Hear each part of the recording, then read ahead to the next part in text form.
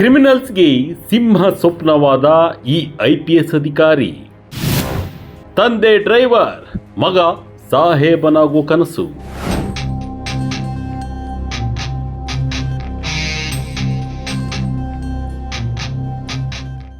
ವಿಜಯ ಕರ್ನಾಟಕ ವೀಕ್ಷಕರಿಗೆ ಸ್ವಾಗತ. ನಾನು ಶಂಕರ್ನಾಗ್ ಹೆತ್ತು. ಅಪರಾಧಿಗಳ ಪಾಲಿಗೆ ಸಿಂಹ ಸ್ವಪ್ನ, ಕಾನೂನು ಸುವ್ಯವಸ್ಥೆಗೆ ಹೆಸರಾದ ದಕ್ಷ ಅಧಿಕಾರಿ. ಇವರ ಹೆಸರು ಕೇಳಿದ್ರೆ ಸಾಕು, ರೌಡಿಗಳು ಗಪ್ ಚುಪ್. ಬೆಂಗಳೂರು, ಬೆಳಗಾವಿಯಂತಹ ದೊಡ್ಡ ನಗರಗಳಲ್ಲಿ ಕಾನೂನು ಸುವ್ಯವಸ್ಥೆಯನ್ನು ಕಾಪಾಡಿ ಜನಮೆಚ್ಚಿದ ಅಧಿಕಾರಿಯಾಗಿರುವ ಇವರು ಕೇವಲ ಲಾಠಿ ಹಿಡಿದ ಪೊಲೀಸ್ ಮಾತ್ರವಲ್ಲ, ಸ್ಟೆಥೋಸ್ಕೋಪ್ ಹಿಡಿದಿದ್ದ ಡಾಕ್ಟರ್ ಕೂಡ ಹೌದು. ನಾವಿವತ್ತು ಹೇಳ್ತಿರೋದು IPS ಅಧಿಕಾರಿ ಡಾಕ್ಟರ್ ಭೀಮಾಶಂಕರ್ ಗುಳೇದ್ರವರ ಬಗ್ಗೆ. ತಂದೆ ಡ್ರೈವರ್ ಆಗಿದ್ದರು, ಮಗ ಹಿಂದೆ ಕೂರುವ ಸಾಹೇಬನಾಗಬೇಕು ಎಂದು ಕನಸು ಕಂಡು ಅದನ್ನ ನನಸು ಮಾಡಿದ ಇವರ ಕತೆ ಪ್ರತಿಯೊಬ್ಬರಿಗೂ ಸ್ಫೂರ್ತಿ. ಬನ್ನಿ ಇವರ ಜೀವನದ ಹಾದಿಯನ್ನ ನೋಡೋಣ. ಜೀವನದ ಪಾಠ ಕಲಿಸಿದ್ದು ನವೋದಯ ಶಾಲೆ. DC ಭೇಟಿ ನೀಡಿದ್ದೇ ಮಹಾ ತಿರುವು. ಭೀಮಾಶಂಕರ್ ಗುಳೇದವರದು ಬಾಯಲ್ಲಿ ಚಿನ್ನದ ಚಮಚ ಇಟ್ಟುಕೊಂಡು ಹುಟ್ಟಿದ ಕಥೆಯಲ್ಲ. ಇವರು ಮೂಲತಃ ವಿಜಯಪುರ ಜಿಲ್ಲೆಯ ಸಿಂದಗಿ ತಾಲೂಕಿನ ರಾಂಪುರ ಎಂಬ ಪುಟ್ಟ ಹಳ್ಳಿಯವರು. ಇವರ ಕುಟುಂಬ ಆರ್ಥಿಕವಾಗಿ ಮತ್ತು ಶೈಕ್ಷಣಿಕವಾಗಿ ತೀರಾ ಹಿಂದುಳಿದಿದೆ. ತಂದೆ ಸುಮಾರು 15ರಿಂದ 16 ವರ್ಷಗಳ ಕಾಲ ದಿನಗೂಲಿ ನೌಕರರಾಗಿ ಬೆವರು ಸುರಿಸಿದ್ದರು. ನಂತರ ಸರ್ಕಾರಿ ಇಲಾಖೆಯಲ್ಲಿ ಡ್ರೈವರ್ ಆಗಿ ಕೆಲಸಕ್ಕೆ ಸೇರಿದರು. ತಂದೆ ತಾಯಿ ಇಬ್ಬರಿಗೂ ಅಕ್ಷರ ಕಲಿಯುವ ಭಾಗ್ಯವಿರಲಿಲ್ಲ. ಆದರೆ ತಾವು ಪಟ್ಟ ಕಷ್ಟ ತಮ್ಮ ಮಕ್ಕಳು ಪಡಬಾರದು ಅಂತ ಅವರು ದೊಡ್ಡ ಅಧಿಕಾರಿಗಳಾಗಬೇಕು ಅಂತ ಆಸೆ ಪಟ್ಟಿದ್ರು. ಪ್ರಾಥಮಿಕ ಶಿಕ್ಷಣವನ್ನ ರಾಂಪುರದಲ್ಲೇ ಮುಗಿಸಿದ ಭೀಮಾಶಂಕರ್ ತಮ್ಮ ಬುದ್ಧಿವಂತಿಕೆಯಿಂದ ಆಲಮಟ್ಟಿಯ ಪ್ರತಿಷ್ಠಿತ ಜವಾಹರ್ ನವೋದಯ ಶಾಲೆಗೆ ಆಯ್ಕೆಯಾದರು. 6ನೇ ತರಗತಿಯಿಂದ 12ನೇ ತರಗತಿವರೆಗೆ ಶಿಕ್ಷಣ ಅಲ್ಲಿಯೇ ನಡೆಯಿತು. ಈ ಶಾಲೆಯೇ ಅವರ ಜೀವನದ ದಿಕ್ಕನ್ನ ಬದಲಿಸಿದೆ. ನವೋದಯ ಶಾಲೆಯ ವಾತಾವರಣ ಭೀಮಾಶಂಕರ್ ಅವರಿಗೆ ಕೇವಲ ಪಾಠ ಕಲಿಸಲಿಲ್ಲ, ಜೀವನವನ್ನ ಕಲಿಸಿತು. ಅಲ್ಲಿ ಪ್ರತಿಯೊಬ್ಬ ವಿದ್ಯಾರ್ಥಿಯೂ ತಮ್ಮ ಕೆಲಸವನ್ನ ತಾವೇ ಮಾಡ್ಕೊಳ್ಬೇಕಾಗಿತ್ತು. ಬಟ್ಟೆ ಒಗೆಯುವುದರಿಂದ ಹಿಡಿದು ಊಟ ಬಡಿಸಿಕೊಳ್ಳುವವರೆಗೂ ಎಲ್ಲದರಲ್ಲೂ ಸ್ವಾವಲಂಬನೆ ಇತ್ತು. ಇದು ಅವರ ವ್ಯಕ್ತಿತ್ವವನ್ನ ರೂಪಿಸಿತು. ಇದೇ ಶಾಲೆಯಲ್ಲಿದ್ದಾಗ ವರ್ಷಕ್ಕೊಮ್ಮೆ ಜಿಲ್ಲಾಧಿಕಾರಿಗಳು ಭೇಟಿ ನೀಡುತ್ತಾ ಇದ್ರು. ಅವರನ್ನ ನೋಡಿದ ಬಾಲಕ ಭೀಮಾಶಂಕರ್ ಮನಸ್ಸಿನಲ್ಲಿ ತಾನು ಅವರಂತೆಯೇ ದೊಡ್ಡ ಅಧಿಕಾರಿಯಾಗಬೇಕು ಎಂಬ ಆಸೆ ಚಿಗುರೊಡೆದಿತ್ತು. ನೀನು ಏನಾಗ್ತೀಯಪ್ಪ ಅಂದಿದ್ರು ತಂದೆ. ಡಾಕ್ಟರ್ ಆಗಿದ್ರು ಪಬ್ಲಿಕ್ ಸರ್ವಿಸ್ಗೆ ಎಂಟ್ರಿ.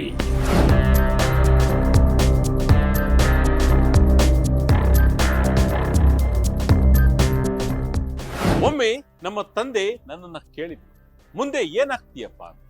ನಾನು ಹೇಳ್ದೆ, ಅಪ್ಪ ನೀನು ಗಾಡಿ ಓಡಿಸ್ತೀಯ, ನಾನು ಮುಂದೊಂದು ದಿನ ನಿನ್ನ ಗಾಡಿಯ ಹಿಂದಿನ ಸೀಟ್ನಲ್ಲಿ ಕೂರೋ ಆಫೀಸರ್ ಆಗ್ತೀನಿ ಅಂತ.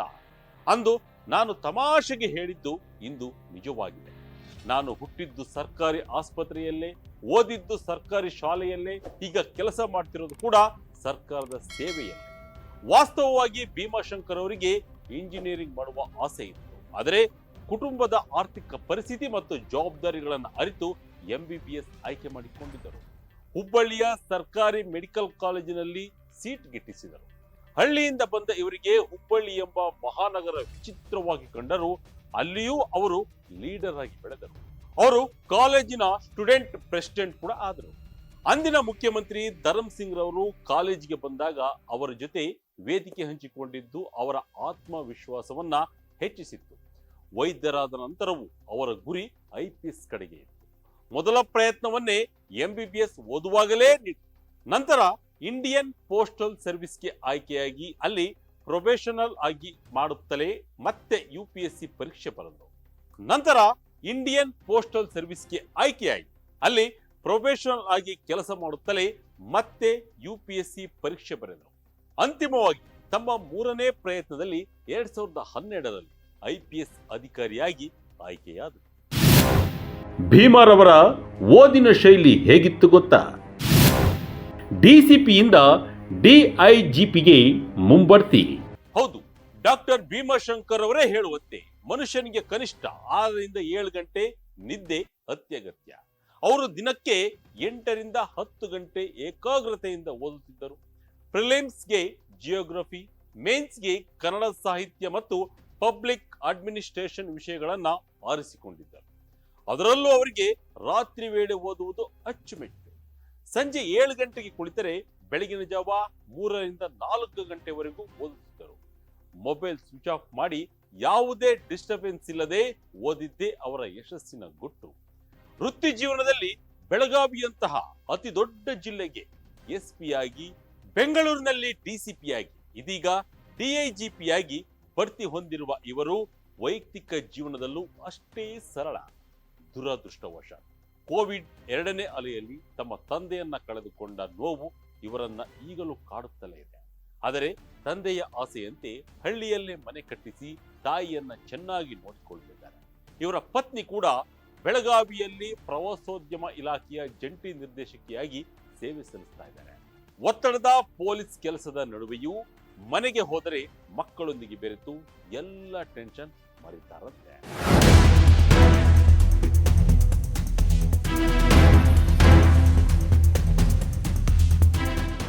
ರಾಜ್ಯದ ಉನ್ನತ ಹುದ್ದೆಯಲ್ಲಿದ್ದಾರೆ ಎಂದರೆ ಅದು ಅವರ ಪರಿಶ್ರಮಕ್ಕೆ ಸಾಕ್ಷಿ. ನಮ್ಮ ಹಿನ್ನೆಲೆ ಏನೇ ಇರಲಿ, ಛಲ ಹೊಂದಿದ್ದರೆ ಶಿಖರ ಏರಬಹುದು ಎಂದು ತೋರಿಸಿಕೊಟ್ಟಿರುವ ಡಾಕ್ಟರ್ ಭೀಮಾಶಂಕರ್ ಗುಳೇದ್ ಇಂದಿನ ಯುವ ಪೀಳಿಗೆಗೆ ನಿಜವಾದ ರೋಲ್ ಮಾಡೆಲ್. ಒಬ್ಬ ದಿನಗೂಲಿ ನೌಕರರ ಮಗ ಹಳ್ಳಿಯ ಸರ್ಕಾರಿ ಶಾಲೆಯಲ್ಲಿ ಓದಿ ಇಂದು IPS ಅಧಿಕಾರಿಯಾಗಿ ಹಳ್ಳಿಯಿಂದ ಬಂದು ಇಡೀ ರಾಜ್ಯದಲ್ಲಿ ಅತಿದೊಡ್ಡ ಜಿಲ್ಲೆ ಬೆಳಗಾವಿಯ ಜಿಲ್ಲಾ ಪೊಲೀಸ್ ಅಧೀಕ್ಷಕನಾಗಿ ಕೆಲಸ ಮಾಡಿ ಬೆಂಗಳೂರಿನಲ್ಲಿ ಅಧಿಕಾರಿಯಾಗಿ ಸೇವೆ ಸಲ್ಲಿಸಿ ಡಿಐಜಿಪಿಯಾಗಿ ಮುಂಬಡ್ತಿ ಹೊಂದಿದ್ದಾರೆ. ಭೀಮಾಶಂಕರ್ ಗುಳೇದ್ರವರಿಗೆ ನಮ್ಮ ಕಡೆಯಿಂದಲೂ ಕೂಡ ಶುಭ ಹಾರೈಕೆ. ಇದಾಗಿತ್ತು ಈ ಕ್ಷಣದ ಇಂಟ್ರೆಸ್ಟಿಂಗ್ ಸ್ಟೋರಿ. ಇದೇ ರೀತಿಯ ಸ್ಟೋರಿಗಾಗಿ Vijaya Karnataka website, YouTube page, Facebook page follow ಮಾಡ್ತಾ ಇರಿ. ಧನ್ಯವಾದ.